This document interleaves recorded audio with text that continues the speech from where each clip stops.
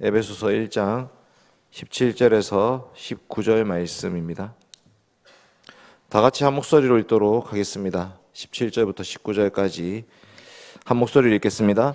우리 주 예수 그리스도의 하나님 영광의 아버지께서 지혜와 계시의 영을 너희에게 주사 하나님을 알게 하시고 너희의 마음의 눈을 밝히사 그의 부르심의 소망이 무엇이며 성도 안에서 그 기업의 영광의 풍성함이 무엇이며 그의 힘의 위력으로 역사하심을 따라 믿는 우리에게 베푸신 능력의 지극히 크심이 어떠한 것을 너희로 알게 하시기를 구하노라. 아멘.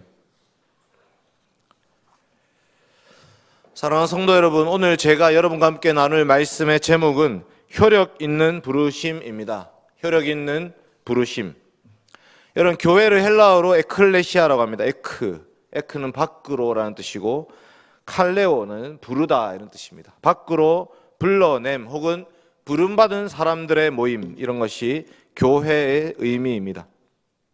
여러분, 하나님께서 우리를 세상으로부터 불러내셨습니다. 죄와 악으로부터 불러내셨습니다. 진노와 저주와 심판으로부터 불러내셨습니다. 여러분, 만약에 온 세상이 죄로 물들어서 세상 모든 사람들이 하나님의 진노의 감옥에 갇혀 있다고 한번 생각해 보십시오.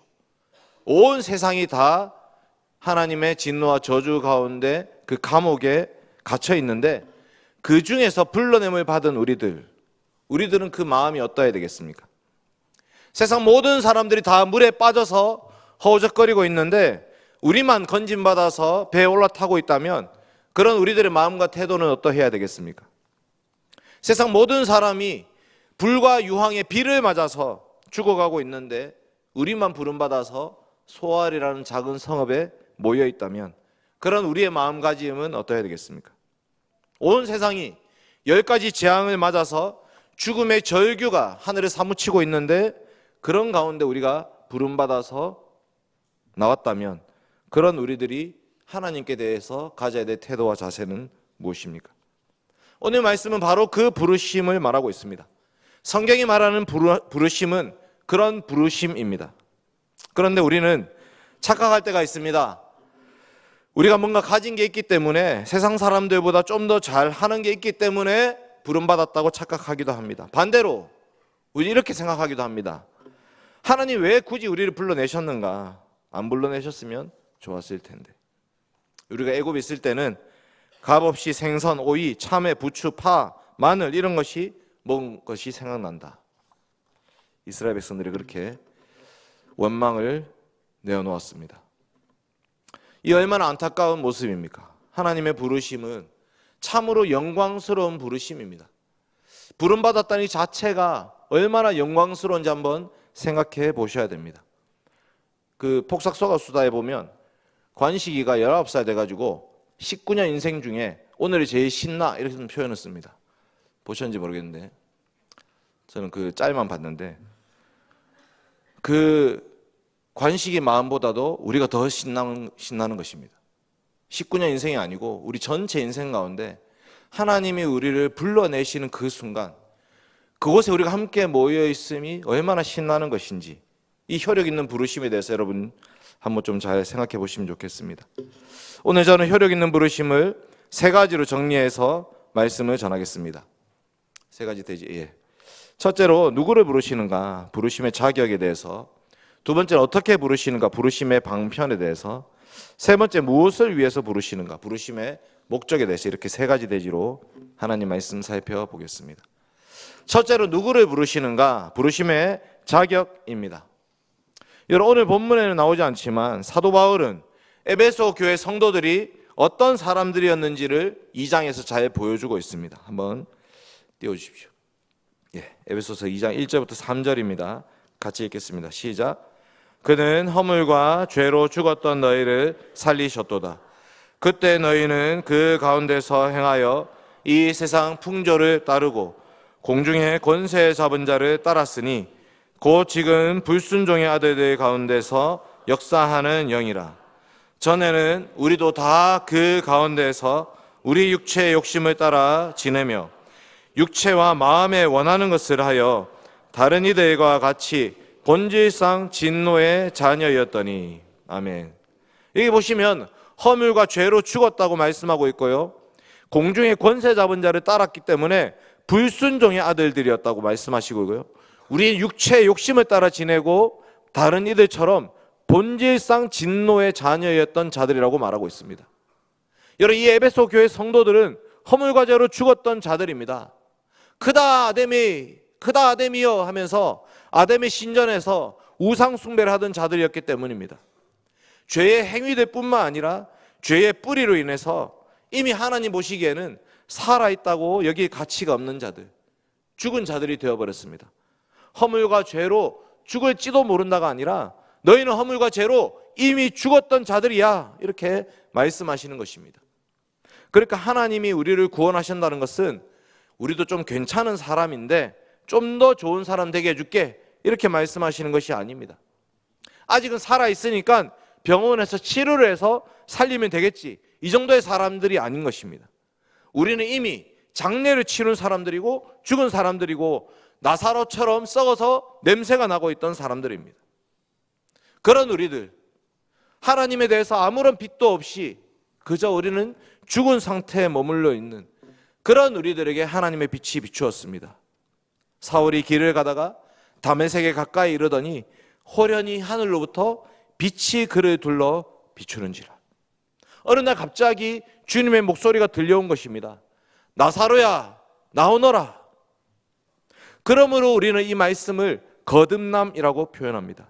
거듭남이라는 말은 다시 태어났다는 것입니다. 죽었기 때문에 다시 태어나는 것입니다. 위로부터 태어났다고 말씀하고 있습니다. 여러분, 우리는 하나님이 우리를 부르실 아무런 자격, 아무런 공로가 없던 자들입니다. 그냥 그렇게 살다가 죽어 마땅한 자들, 심판을 받고 지옥에 가더라도 누구도 그 판결이 공정치 못하다고 한가할 만한 그런 이유가 없는 자들이었습니다. 근데 살아계신 하나님이, 삼위 하나님이 오직 은혜로 우리에게 손을 내밀어 주신 것입니다. 이것이 바로 부르심의 은혜입니다. 아담이 여신을 자랑하던 이 에베소 교회 성도들뿐만 아니라 지혜와 풍요를 자랑하던 고린도 교회 성도들도 그랬습니다. 고린도전서 1장 한번 띄워주십시오. 26절에서 28절 같이 읽겠습니다. 시작. 형제들아, 너희를 부르심을 보라. 육체를 따라 지혜로운 자가 많지 아니하며 능한 자가 많지 아니하며 문벌 좋은 자가 많지 아니하도다. 그러나 하나님께서 세상에 미련한 것들을 택하사 지혜 있는 자들을 부끄럽게 하려 하시고 세상에 약한 것들을 택하사 강한 것들을 부끄럽게 하려 하시며 하나님께서 세상에 천한 것들과 멸시받는 것들과 없는 것들을 택하사 있는 것들을 폐하려 하시나니. 아멘. 여러분, 우리를 부르신 것도 마찬가지입니다. 그 누구도 우리가 우리 자신의 것을 드러내고 자랑할 수 없다는 것입니다. 우리는 세상에 미련한 자들이었고 세상에 약한 자들이었고 천한 자들이었고 멸시받는 자들이었고 없는 자들이었습니다. 그런데 하나님이 우리를 택하여 부르셨습니다. 그러니까 아무도 그 육체도 하나님 앞에서 자랑하지 못하게 하려 하십니다. 여러분, 우리는 이 부르심 앞에서 하나님이 우리를 언제 어떤 상황과 형편에서 불러주셨는지를 먼저 기억해야 됩니다. 디모데후서도 말씀합니다. 하나님이 우리를 구원하사 거룩한 소명으로 부르심은 우리의 행위대로 하심이 아니요 오직 자기의 뜻과 영원 전부터 그리스도 예수 안에서 우리에게 주신 은혜대로 하심이라. 아멘. 우리를 부르신 이유는 은혜입니다. 은혜. 거저 받은 것입니다. 우리가 거저 받은 것, 아무 자격, 공로 없는 자들이 거저 받았습니다. 그 은혜를 기억하면서 하나님 우리를 어떻게 부르시는지 한번 봅시다. 하나님이 우리를 부르시는 방편은 말씀과 성령님이십니다. 하나님은 하나님 백성들을 부르실 때 말씀으로 부르십니다. 그런데 하나님의 말씀 앞에서 모두가 순종적으로 반응하는 것이 아닙니다. 로마서 10장에 보시면 이렇게 말합니다. 그러나 그들이 다 복음을 순종하지 아니하였도다. 이사야가 이르되 주여 우리가 전한 것을 누가 믿었나이까 하였으니 그러므로 믿음은 들음에서 나며 들음은 그리스도의 말씀으로 말미암았느니라. 그러나 내가 말하노니 그들이 듣지 아니하였느냐? 그렇지 아니하니 그 소리가 온 땅에 퍼졌고 그 말씀이 땅 끝까지 이르렀도다 하였느니라. 아멘. 여러분, 하나님의 말씀은 우리에게 선포되었습니다. 선지자들이 하나님의 말씀을 받아서 온 세상에 전파했습니다. 특별히 하나님의 언약 백성들에게 그 말씀을 전했습니다. 그런데 하나님의 언약 백성들임에도 불구하고 그 사람들 가운데 믿지 않는 자들, 그 말씀을 듣지 않고 받지 않는 자들이 있었던 것입니다. 예수님이 오병이어의 사건을 일으켰습니다. 나는 생명의 떡이니라. 나는 하늘에서 내려온 떡이다. 내 살을 먹고 내 피를 마시는 자가 영생을 가지고 마지막 날에 내가 그를 다시 살릴 것이다. 내 살은 참된 양식이고 내 피는 참된 음료로다. 이렇게 말했더니 사람들이 떠나간 것입니다. 그때부터 그의 제자 중에 많은 사람이 떠나가고 다시 그와 함께 다니지 아니하더라. 예수님을 믿으라, 예수님을 먹으라고 말씀하니까 오히려 떠나버렸습니다. 그들은 오병이어는 기대했지만 그 물고기와 떡은 바랬지만 예수 그리스도를 바라지 않았던 것입니다.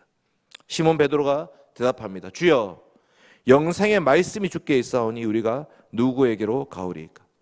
똑같이 하나님 말씀을 들었고 똑같이 기적을 보았지만 예수 그리스도를 믿는 믿음으로 나오는 자들이 있는가 하면 예수를 떠나가는 자들이 있었다고 말합니다. 나사로의 부활 사건도 마찬가지입니다. 예수님은 나사로의 부활 사건을 통해서 나는 부활이요 생명이다. 나를 믿는 자는 죽어도 살겠고 살아서 나를 믿는 자는 영원히 죽지 아니하리라 이렇게 말씀하셨습니다. 그런데 많은 사람들은 그 사건 때문에 오히려 예수님을 떠나버렸습니다. 그 중에 어떤 자는 바리새인들에게 가서 예수님이 하신 일을 알리니라. 이날부터는 그들이 예수를 죽이려고 모의하니라.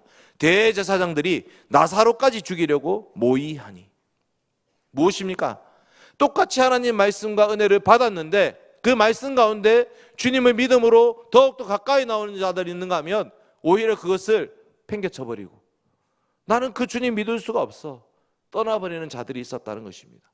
이것이 놀라운 말씀입니다. 그러니 우리는 이렇게 고백해야 됩니다. 하나님은 말씀을 통해서 우리를 부르시지만 우리는 그 말씀을 통해 역사하시는 성령님이 효력 있게 부르신다고 고백해야 됩니다.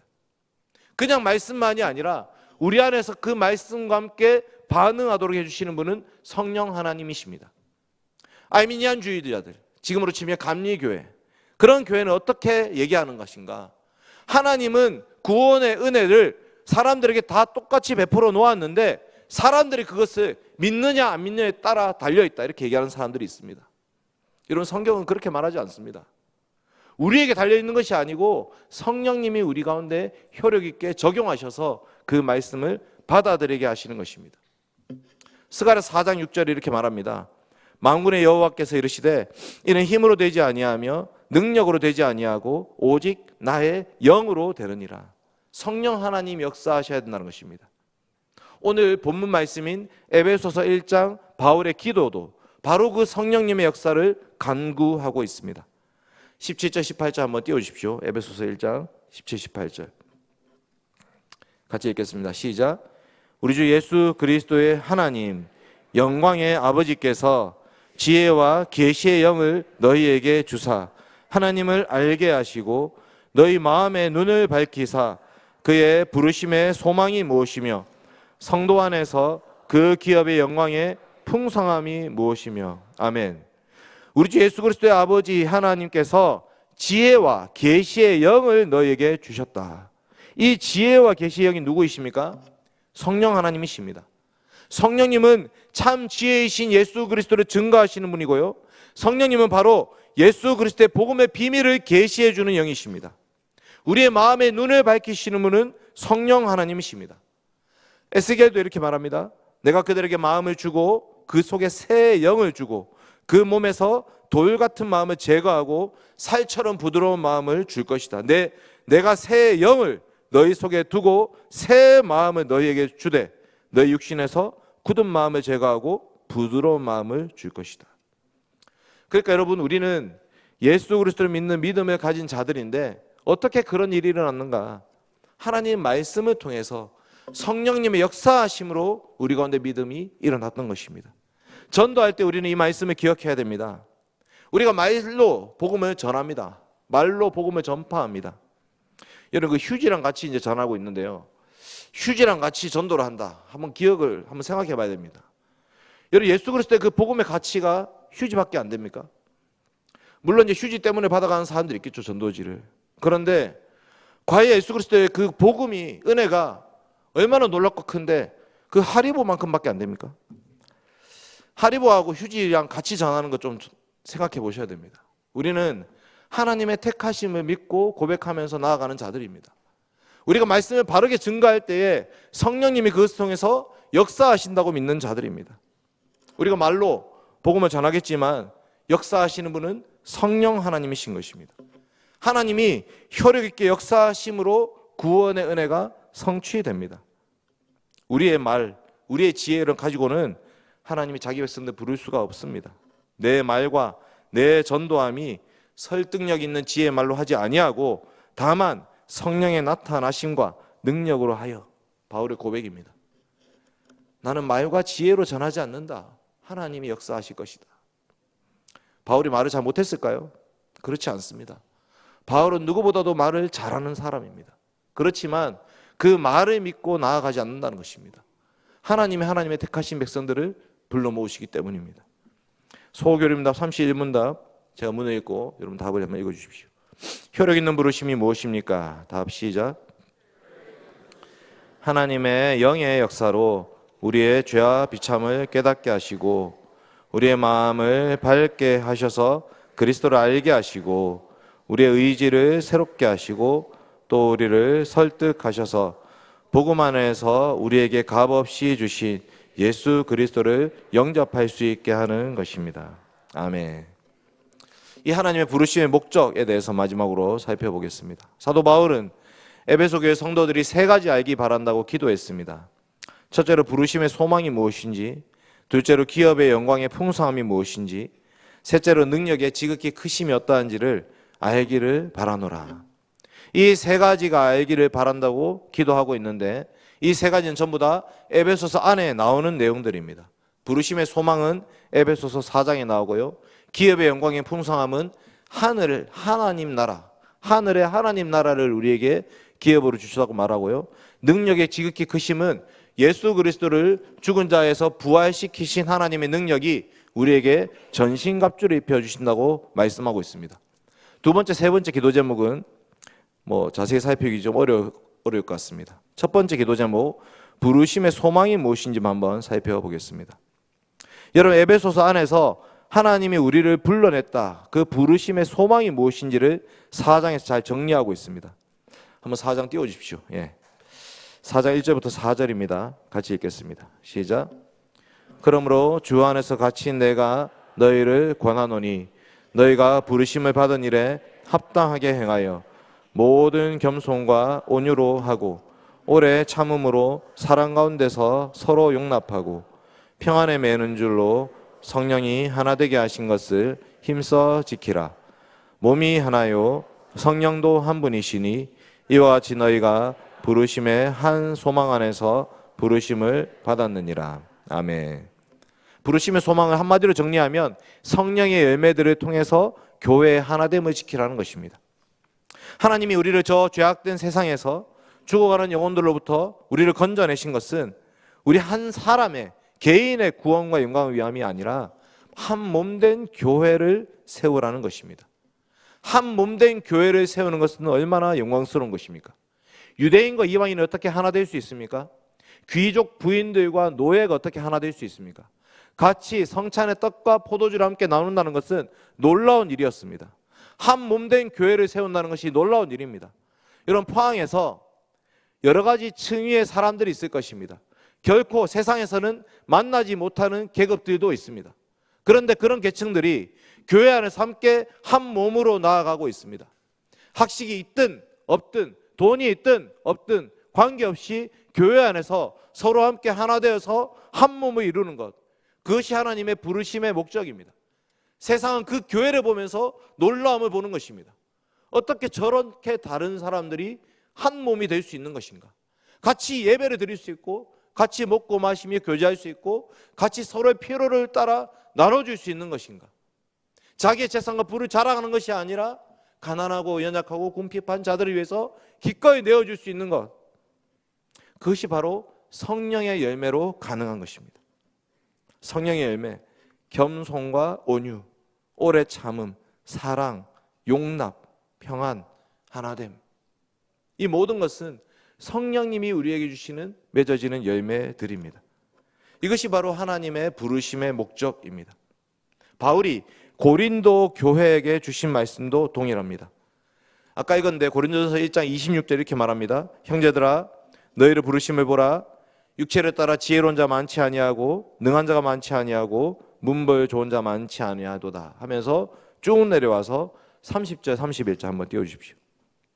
예, 같이 읽겠습니다. 시작.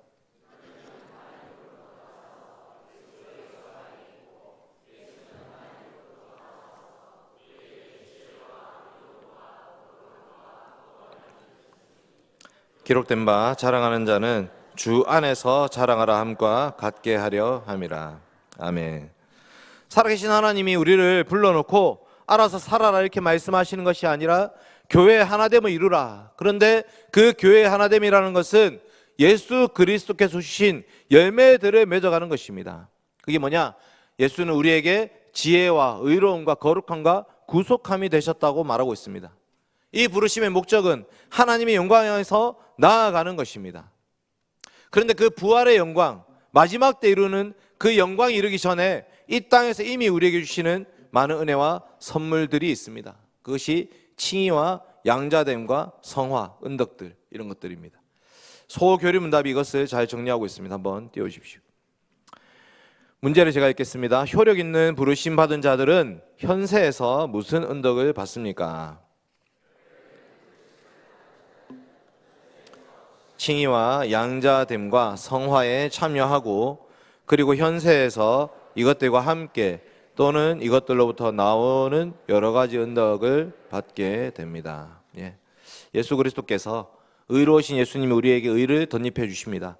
맏아들이신 예수 그리스도께서 우리로 하여금 하나님의 자녀가 되게 해 주십니다. 거룩하신 예수님께서 우리에게 성령의 열매, 거룩함의 열매를 맺어가게 하십니다. 그뿐만 아니라 사랑의 확신, 양심의 평안함, 기쁨, 은혜의 증가, 인내의 열매를 맺게 해 주십니다. 이 모든 것들이 연합하여서 하나님의 교회, 주님의 몸된 교회, 한 몸된 교회를 세워가게 되는 것입니다. 이것이 바로 우리를 부르신 하나님의 목적입니다. 이로 이제 말씀을 맺겠습니다. 사랑하는 성도 여러분, 하나님이 우리를 저 세상으로부터, 죄악으로부터 불러내셨습니다. 사망 권세로부터 불러내셨습니다. 이제 우리는 그 부르심에 합당한 열매를 맺어 가야 됩니다. 끊임없이 말씀과 성령님께로 나아가야 됩니다. 이것이 우리 예배와 우리의 말씀과 우리의 기도의 생활입니다. 그리고 그 성령의 능력으로 교회를 세워가야 됩니다. 하나님 부르신 목적이 바로 이 교회의 건설입니다. 이 땅에 주의 몸된 교회를 온전히 세워가는 신실한 우리 교회 성도들 되시기 바랍니다. 같이